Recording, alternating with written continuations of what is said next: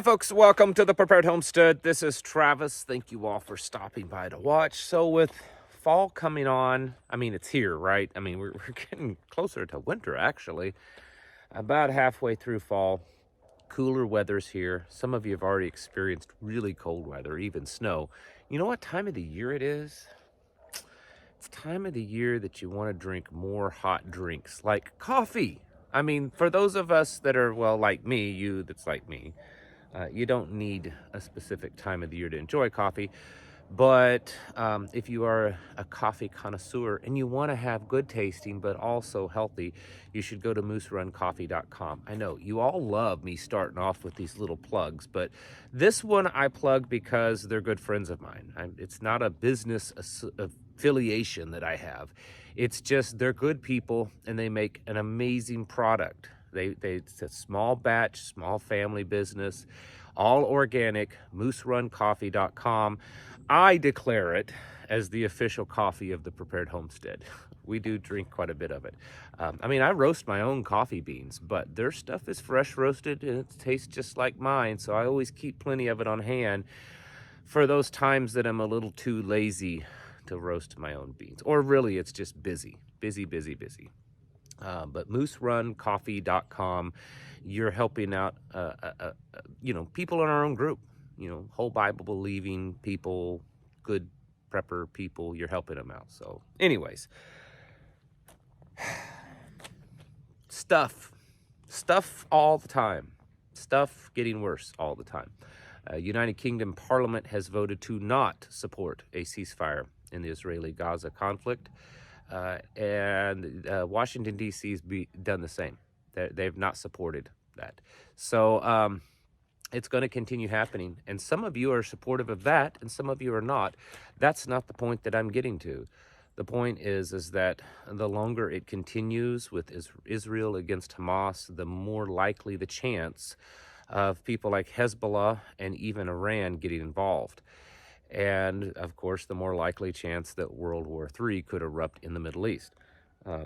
Xi Jinping has met with Biden today. I'm sure that went really well between the language barrier and the incompetency barrier. I'm sure it was a meeting worthy of being a fly on the wall.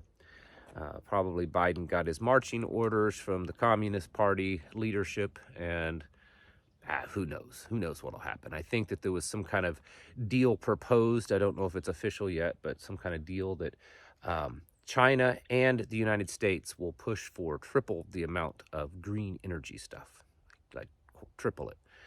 So that's that. The Congress is still being, inept. They're the most incompetent, absolutely worthless part of our government, I do believe. Maybe not the worst, but they're definitely up there. Even with this new speaker that everyone was so excited to get, they still can't come up with a budget, and just did one of those little bills where they extend the government spending out a few more weeks. It's not that I don't think we should have representation. I think we should, because we are a republic. But what we have is absolutely just worthless. I mean, it's getting to the point that all government is, and I don't know why anyone continues to participate and act like that it's legitimate anymore.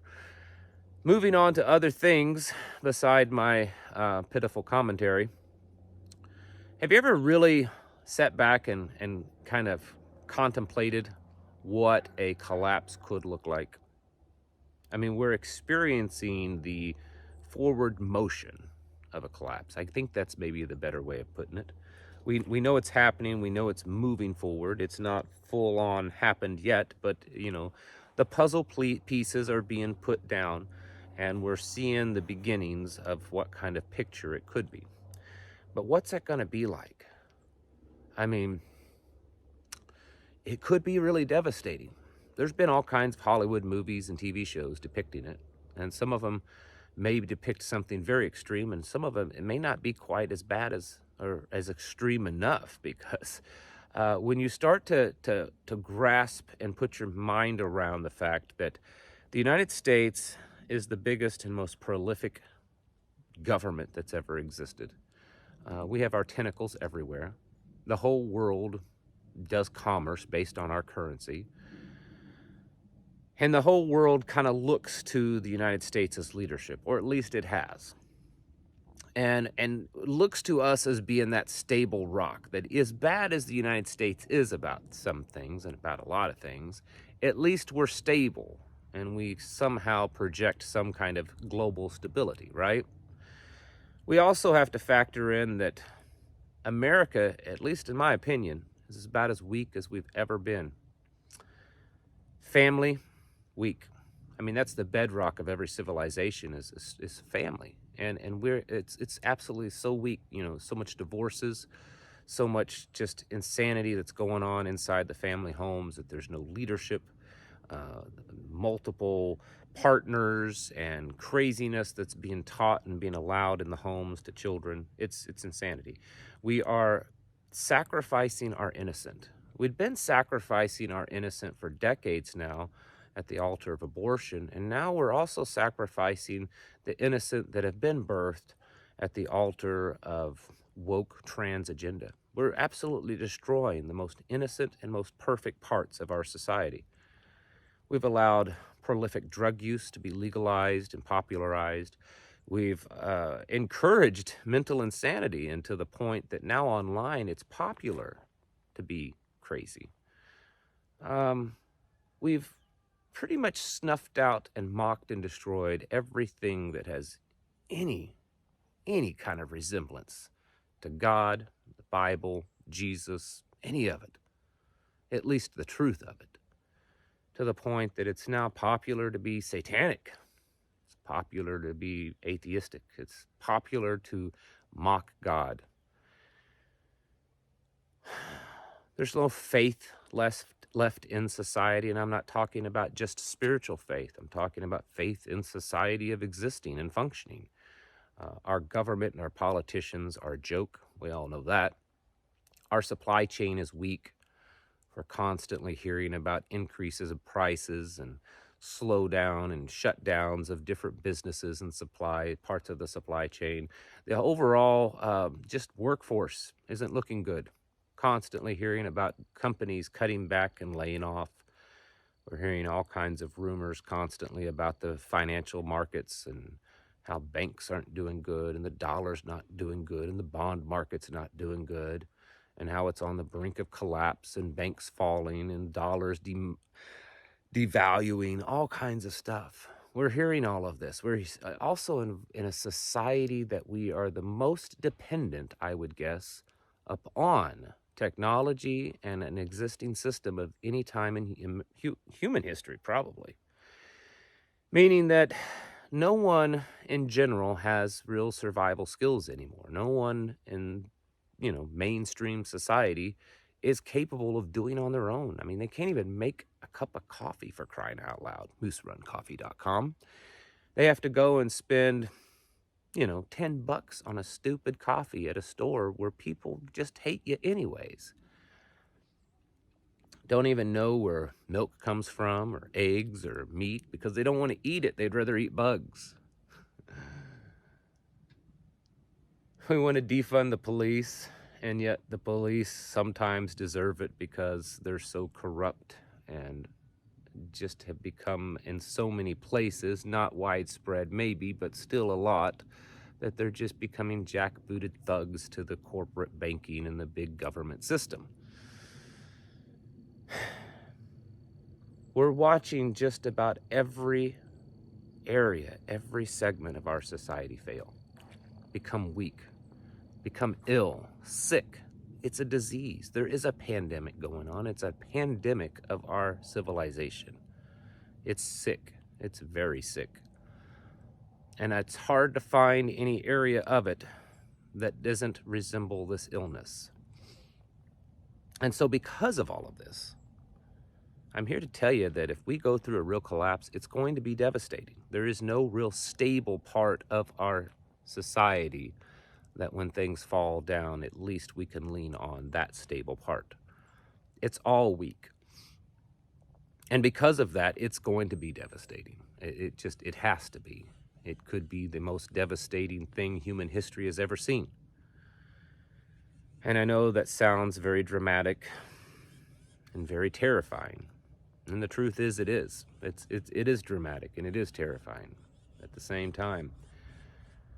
And it's also very likely going to happen. That's why we have to get prepared. I don't have all the solutions for you, but I can tell you and encourage you to think about this. How bad is it going to be? That's going to be bad. If your opinion is that it may only last a few weeks or a few months and only certain parts of society may kind of feel it, and for the most part, mainstream America is going to just trug along just like normal, and it'll seem just like a fading memory before too long. I hope you're correct. I do. I hope you're correct. I don't think you are, but I hope that you are. Because how things are lining up and what looks like to be happening is going to be far more terrible than what you think is going to happen. You need to be thinking about this. And not just thinking about it, but figuring out your own solutions. I can't give you solutions to everything. No one on YouTube can give you solutions to everything. We can encourage you to find solutions because we don't know your situation. I don't know where you're at. I don't know how you're living. I don't know how much money you make. I don't know what your skill level is. I don't know about your personal life. But I can encourage you to acknowledge what is going on. Be realistic. It's no point in being terrified and living in fear. That's not going to help anything. All that's going to do is encourage you to run to FEMA so that you can go get in your little confined pod and eat your bug juice. No, we can't allow that. We have to be level-headed. We have to acknowledge what's going on and then start formulating a plan. That's the only way we can do it. And that plan should begin somewhere in the arena of, okay, what can I do for myself? What are the areas of my life that are dependent upon the government or the utility system or the supply chain or the medical system or whatever it is? And what can I do little by little to detach from that? To at least get to a point that when it collapses, it's not going to be devastating to me. It may be hard, but not devastating. So what can I do in my life? What can I change? What can I grow? What can I produce? What can I barter? Or what can I just learn to do without? This is what we got to be doing.